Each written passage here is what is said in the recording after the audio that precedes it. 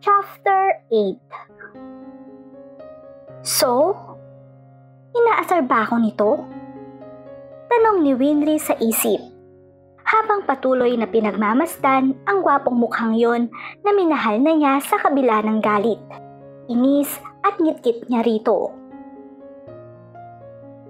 Okay, hypothetically, if I fall in love with you, maybe I'll give you this hacienda. Asar na sagot niya. That's too cold. No wonder you're still single. Ganon? Oh, ikaw. Sige, anong gagawin mo kapag na-in-love ka ngayon? I'll probably kiss her or make love her. She rolled her eyes. You must have been in love too many times. Tumawa lang ito. Pero sa totoo lang, ni minsan ay hindi ko pa nararanasang halikan ang babaeng mahal ko. I haven't even made love to the woman I love. I always wonder what it would be like. My friends say it's awesome. Yun lang ba ang dahilan mo kaya gusto mong ma-in-love? Hindi naman. Idealistic lang siguro ko at medyo romantic. Now, that was something she never knew he could ever be. Sa itsura kasi nito at sa pagkakakilala niya rito, mas aakalain ni Numan na isa itong playboy kaysa romantic. O workaholic monster kaysa Rudolph Valentino in disguise. But then again, she remembered the time back at the club when he took her hand and rode with her on his horse. It's not fair to judge me based on what you see, Winry. Give me a fair fight. Meaning, hayaan mong ipakita ko sa'yo ang romantic side ko. Who knows, baka magustuhan mo yon. Wag na, naniniwala na ako sa'yo. Takot ka lang yata eh. Na hindi mo ko mareresist at ma-inlove ka sa'kin. Ha? Yeah, right. Matagal na akong in love sa'yo, no? Sa sobrang tagal, pati nga ako, hindi ko namalayan na minahal na pala kita. Ang sabi niya sa isip. Gusto mong subukan natin? Nanunukso ang ngiti nito. Ayoko. Takot ka nga kung ganon. Hindi, no? Tinatamad lang ako. Ay! Naramdaman niya ang pagsundot ito sa tagiliran niya. Ano ba? Ang lakas pala ng kiliti mo rito. Isang beses pang sinubukan siyang kilitiin nito. Pero hinampas lang niya ito sa balikat. You never learn a lesson, do you? Hindi mo ba alam na kapag nasa ganitong sitwasyon tayo, ito ang kalalabasan natin? As if to emphasize his point. He raised her hands easily and pulled her to him. Sa malapad na dibdib nito siya naglanding. At upang hindi agad siya makawala, ay niyakap siya nito ng mahigpit. It was a firm but gentle hug at the same time. Mabuti na lang pala at hindi ka natuto, no? Anito. Umabog ang dibdib niya. Sigurado siyang nararamdaman na nito ang tibok ng kanyang puso sa sobrang lakas ng tibok niyon. Kaya naman pinilit niyang makawala rito. Let's just stay this way for a while, Winry. Halos pabulong na wika nito. I just wanted to hold you like this.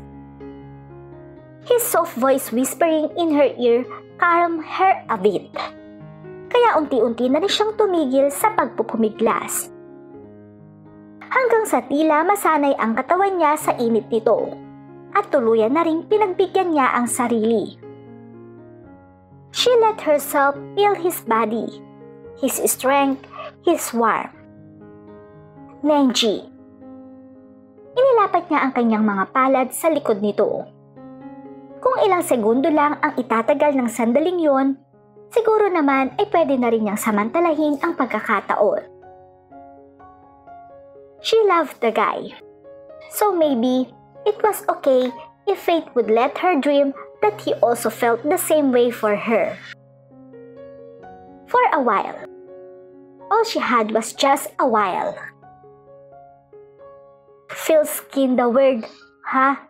Sambit nito. Hindi siya sumagot. Weird? Iyan ba ang pakiramdam nito ng mga sandaling yon?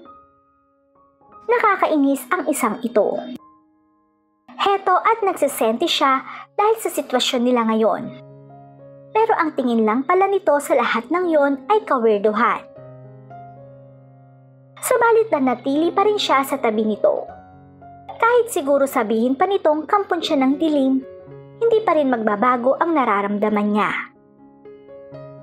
Maya-maya, kumilos ito at inilabas ang cellphone. Souvenir. Anito, tsaka sila kinuhanan ng larawan. Souvenir? Ako rin. Tinukot din niya ang cellphone sa kanyang bulsa at kinuhanan din sila ng larawan. Tiningnan niya ang kuha nila. He was smiling at the camera while leaning his head against hers. They look good together. Sa camera ko, nakapikit ka. He pulled her to him even closer. Ulitin natin. Ngunit bago pa man nito mapindot ang camera sa cellphone nito, ay tumunog na yon. Someone was calling him. Hello, Mr. Smith. Yeah, I'm a bit busy at the moment. The export utility contract? I thought it was already finished. Okay, time was up for her. Oras na para gumising uli sa realidad. Hindi siya ang babaeng hinahanap nito at lalong hindi siya ang babaeng pwedeng makadistract sa trabaho nito. Umayos na siya ng upo. When she tried to get up, though he didn't let her go. I'll call Af and check that out later, Mr. Smith. Thank you. Pagkatapos ng tawag na yon ay nagring agad ulit iyon. Pumuntong hininga ito. Istorbo talaga. Sagutin mo na yan, baka importante. Siya na mismo ang nag-alis ng braso nitong nakapatong pa rin sa balikat niya. Don't let me distract you from your work. Tumitig na lang ito sa kanya nang lumayo siya ng tuluyan dito. Naabutan niya ang kanyang lola sa kusina na naghahanda ng merienda kasama ang mga katulong. Umupo siya sa isa sa mga silya roon at nakikutingting sa mga sandwiches. Ano, tapos na ba kayong maglambingan ng nobyo mong hilaw? Nakangiting bungad ng lola niya sa kanya. Tiningnan niya ito. Nabanggit lang sa akin ng isa sa mga katulong. Ipinatawag kasi kita kanina at nakita nga niya kayo roon ni Nenji sa terasa. Hindi ho kami naglalambingan. Ang mga sandwiches na lang uli ang pinagtuunan niya ng pansin. At saka, paano kung lalambingin ng isang yon? Palagi niyang kaulayaw ang pinakamamahal niyang cellphone. Ipakain ko pa sa kanya yun eh. Pinagseselosan mo ang isang cellphone lang? Hindi lang basta cellphone yun, Lola. Asawa niya yun. Pabagsak na inilipat niya sa tray ang mga sandwiches. Dapat, laging yun ang inuuna niya. Dapat, laging kausap. Dapat, laging inaasikaso. Sabi ko nga, dapat pakasalan na lang niya yun para kumpleto na ang drama nila. So, nagsiselos ka nga. Hay nako, sa halip na nagmumukmuk ka rito, itinatapon mo yung istorbong cellphone niya. Di sana masaya na uli kayo ngayon. Magandang suwestyon yon. Kaya lang, hindi talaga pwede. La, Sino sa inyo ni Lolo ang unang na-in-love? Ako.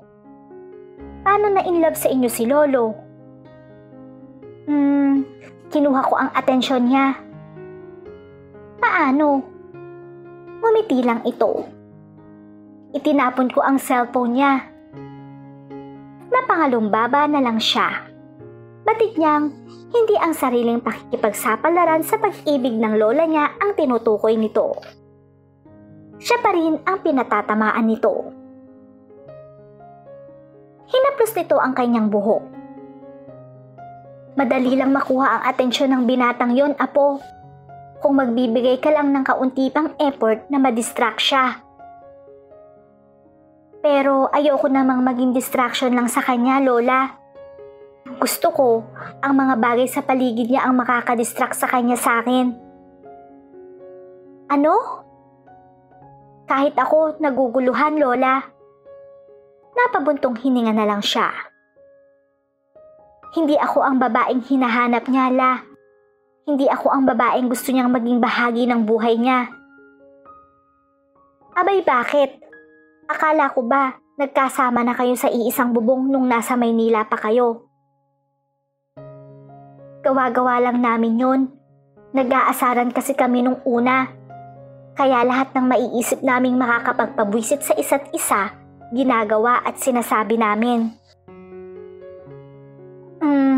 Maganda ang istorya niyo, apo. Parang pang nobela. Lahat ay nag-umpisa sa asaran. Tumangutango pa ito.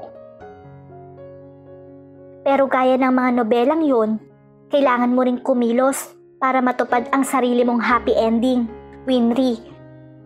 Hindi pwedeng hintayin mo na lang ang pagkakataon na gumawa ng paraan para sa inyo. Pero anong gagawin ko, La? I'm not the woman of his dreams. Dreams are just dreams, Iha. Ipakita mo sa kanya na mas may mapapala siya sa babaeng nakikita at nahahawakan niya. Na mas may kakayahang magmahal ang isang babaeng nag-e-exist sa totoong mundo. At ang babaeng yun ay ikaw. Tinitigan niya ang gabundok ng patong na mga sandwiches sa harap niya. Subalit wala naman doon ang kanyang isip. Ako ang babaeng may kakayahang mahalin siya. Ako ang babaeng nag-e-exist sa mundo para sa kanya. I can't believe falling in love was this complicated. No one ever said it was easy. Hindi mo lang yun alam dahil ngayon ka lang natutong magmahal ng totoo. Kinuha ng lola niya ang isang piraso ng sandwich at ipinigay yon sa kanya. Sabihin mo kay Nenji ang nararamdaman mo para hindi ka na nahihirapang mag-isip. Sasabihin ko sa kanya? Biglang sinakmal ng takot ang dibdib niya. Ayoko, La. Baka pagtawanan lang nun. Siraulo pa naman yun. Ipamukha mo sa kanya na napakaswerte niya at isang katulad mo ang nagmahal sa kanya ng ganyan. Pagkatapos, maghanap ka uli ng lalaking mamahalin. Don't just stick with your first love. Marami pa ang darating. May second, third, at fourth love pa. Kahit paano ay napalitan ng tapang ang takot niya. Maybe she could still find happiness after all. Hindi nga ba't nasabi na niya minsan sa kanyang sarili na kung nakaya niyang hayaan si Nenji na magkaroon ng puwang sa puso niya, ang ibig sabihin ay may kakayahan pa rin siyang magmahal ng iba. Baka nga ito ang ibinigay sa kanya ng Diyos bilang jump starter sa mga maaari pa niyang mahalin sa susunod. Nalungkot siya.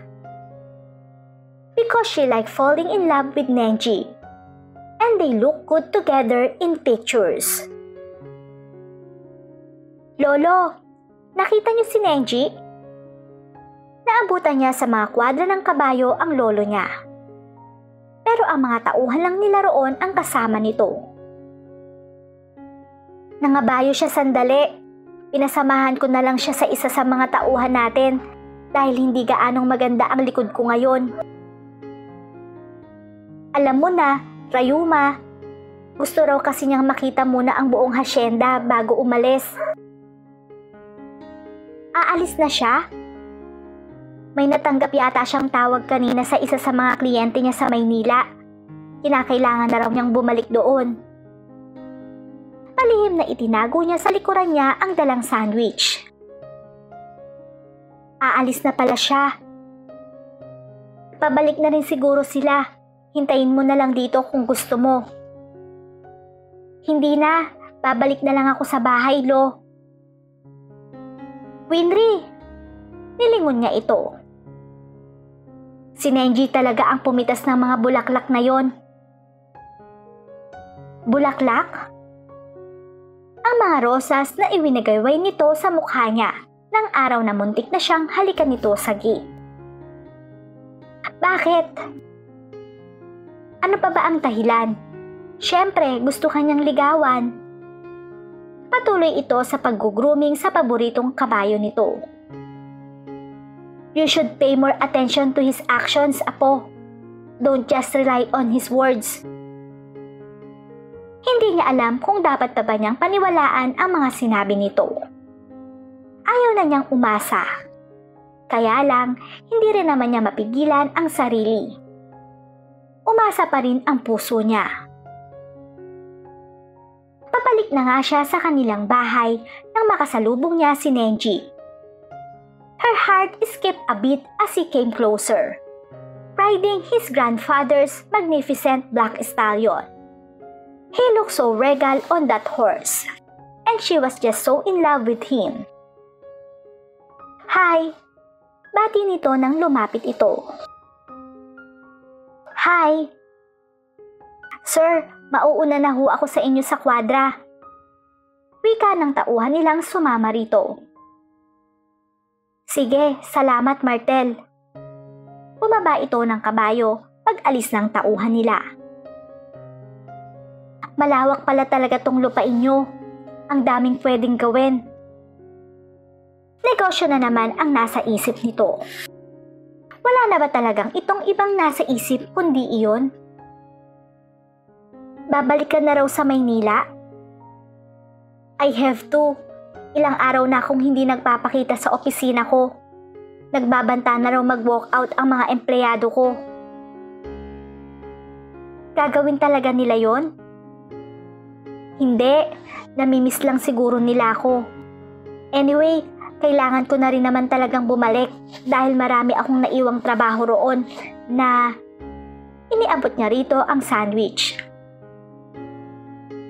Sa'yo na ibibigay ni Lolo ang bid para sa lupaing ito. Nakakunot ang noong tiningnan nito ang ibinigay niyang sandwich. Talaga? Oo, congrats. Huwag mong masyadong pag-isipang niyang tinapay. Walang lason yan. Gayuma. Hindi naman gagana sa'yo yun. Ngumiti lang ito. You're right. Hindi mo na nga ako kailangang gayumahin. Bakit? Dahil kahit ano pa ang gawin ko, wala kang mararamdaman para sa akin. Ang sama mo, ni hindi ka man lang naging discreet. Pakonsuelo dahil nasasaktan na ako. Wika niya sa isip. Ikaw, Winry, kailan ang balik mo sa Maynila? Ewan ko, baka manatili pa ako rito ng mga ilang araw o ilang linggo kapag tinamad akong umuwi. That long? Bakit ba? I asked you out. Natamemi siya. Ask me out? Nagkipit balikat lang ito. For old time's sake. Sigaw niya sa isip. Lumabas kang mag-isa mo. I let you know kapag nasa Manila na ako. Tumunog na naman ang istorbong cellphone nito. Sa gigil niya ay kinuha niya yon at itinapon sa paanan ng kabayo. Pagkatapos ay hinapit niya ang batok nito at mariing hinalakan nito sa mga labi. Ingat sa biyahe. Pulong niya rito pagkatapos halikan ito. Dumiretso na siya sa bahay nang hindi na hinihintay pa ang magiging reaksyon nito. Malungkot talaga, pero at least may natutunan siyang isang bagay. Kahit kailan ay hindi pwedeng maging huli na ang magmahal. Hindi man maging maganda ang kahinatnan niyon. Hindi siya dumiretso sa bahay. Kinuha niya ang isa sa mga sasakyan ng kanyang lolo na ginagamit sa pag-iinspeksyon sa mga taniman. Wiping away the tears that had fallen from her eyes, she sped away from the man she would never ever forget. Abutin man yon ng 40,000 years. By Nenji.